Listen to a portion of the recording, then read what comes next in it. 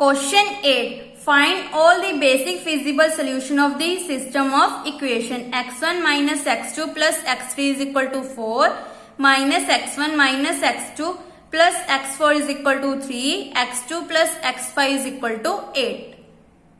First is the given equation can be written as ax is equal to b, where a is 1 minus 1 1 0 0 minus 1 minus 1 0 1 0 0 1 0 0 1, x is equal to x1 x2 x3 x4 x5, b is equal to 4 3 8.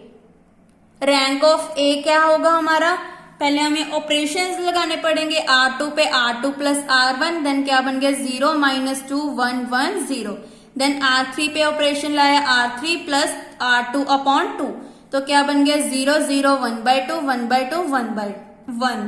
सो हमारा rank of ए कितना आ गया, number of non zero equations कितनी आ गई 1 2 3.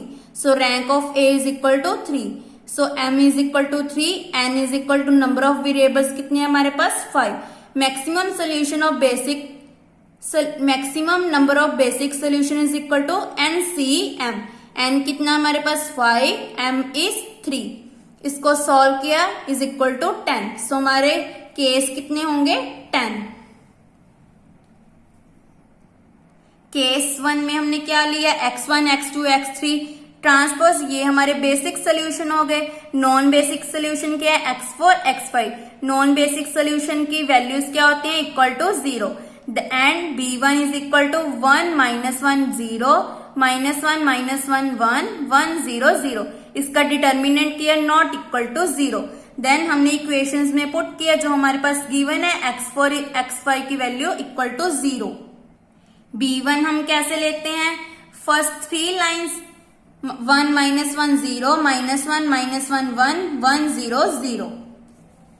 सो b1 हमारा ये आ गया. देन इसका डिटर्मिनेंट चेक किया नॉट इक्वल टू 0. अगर इक्वल टू 0 आ जाता then this case is does not exist बन जाता. सो हम स्टेप 1 क्या करेंगे, डिटर्मिनेंट को चेक करेंगे which is not equal to 0 आना चाहिए.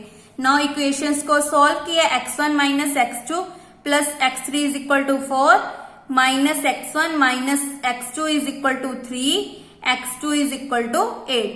सो x2 की वैल्यू 8 आ गई. देन x1 की वैल्यू -1 एंड x3 की वैल्यू क्या आ गई 23.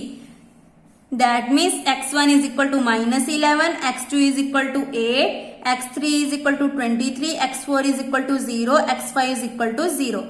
केस 2 में हमने क्या लिया coefficient x1 x2 x4. Transpose इसका मतलब x3 x5 is equal to 0 और B2 में क्या होगा x1 x2 x4 के कोफिशिएंट. इसका डिटर्मिनेंट किया नॉट इक्वल टू 0 आ गया. सो हमारी इक्वेशंस क्या बन गई, x1 minus x2 is equal to 4 minus x1 minus x2 plus x4 is equal to 3, x2 is equal to 8. So x2 की वैल्यू आ गई. Then x1 is equal to 12 और x4 is equal to 23. Similarly case 3 में हमने क्या लिया है x1 x2 x5 transpose.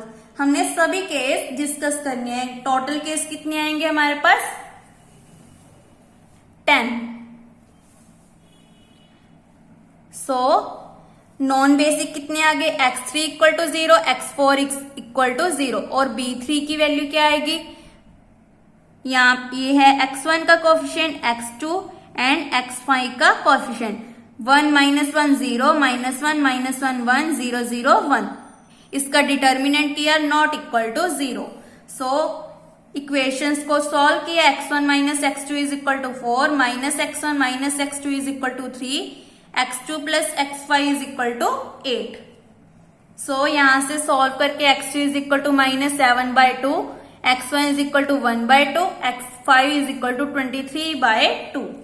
Case 4 में हम क्या करेंगे, अब हम 2 को छोड़ देंगे और 3 से स्टार्ट करेंगे. x1 x3 x4 transpose, x2 equal to 0 x3 equal to 0. ये हमारे क्या बन गए non basic solutions. Then B4 का हमने क्या किया determinant which is equal to 0. So इसमें हम क्या लिखेंगे, there does not exist basic solution because इसका डिटर्मिनेंट कितना आ गया इक्वल टू 0.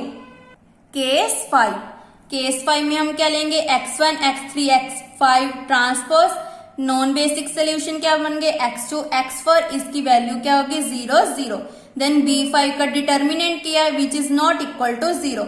देन इक्वेशंस क्या बन गई, x1 plus x3 is equal to 4 minus x1 is equal to 3 x5 is equal to 8। So x1 is equal to -3, x5 is equal to 8, x3 is equal to 7। Case 6 is x1 x4 x5, जो हमारे x1 से जो भी बन रहे हैं हमारे case वो हमने सभी डिस्कस करने हैं। सो यहाँ पे हमने क्या लिया था 5, सॉरी यहाँ पे हमने क्या लिया था 3, तो यहाँ पे हमने ले लिया 4। सो x1 x4 x5 ट्रांसफर्स, इसका मतलब क्या हुआ x2 x3 equal to 0। So B6 is equal to 1 -1 0 0 1 0 0 0 1। ये किसके कोएफिशिएंट है, x1 x4 x5 के। इसका डिटर्मिनेंट किया which is not equal to 0। So x1 की वैल्यू आ गई 4, x5 की वैल्यू 8, x4 की वैल्यू 7। केस 7 में हमने क्या लिया, x1 को छोड़ दिया, x2 x3 x4 transpose, then x1 equal to 0 x5 is equal to 0।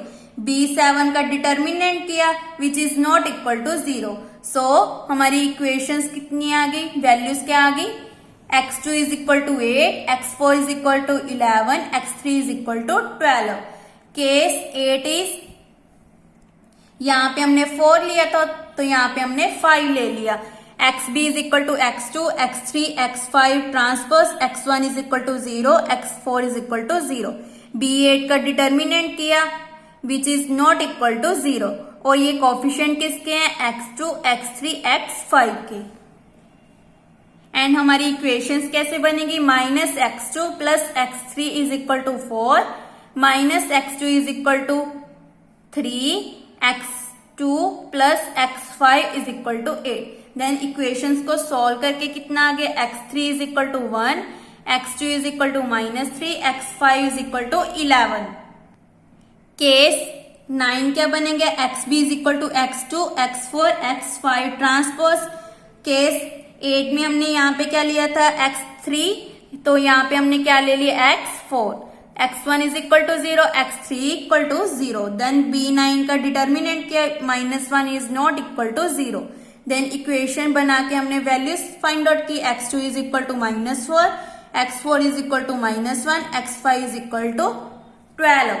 Last case 10, xb is equal to x3 x4 x5 transpose, that means x1 is equal to 0 x2 is equal to 0। B10 का हमने determinant किया 1 not equal to 0। So x3 की value 4, x4 की value 3, x5 की value 8।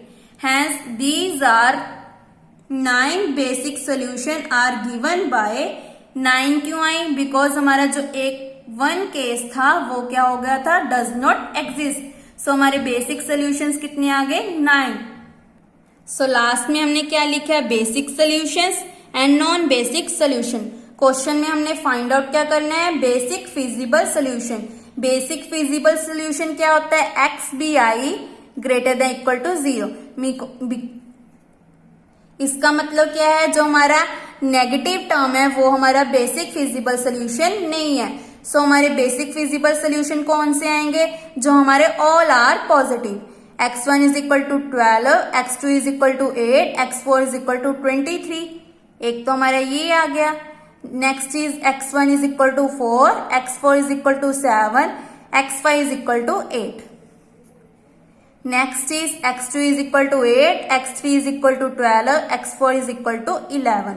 ये हमारा negative है, ये भी नेगेटिव है। और last is x3 is equal to 4, x4 is equal to 3, x5 is equal to 8 are only basic feasible solutions.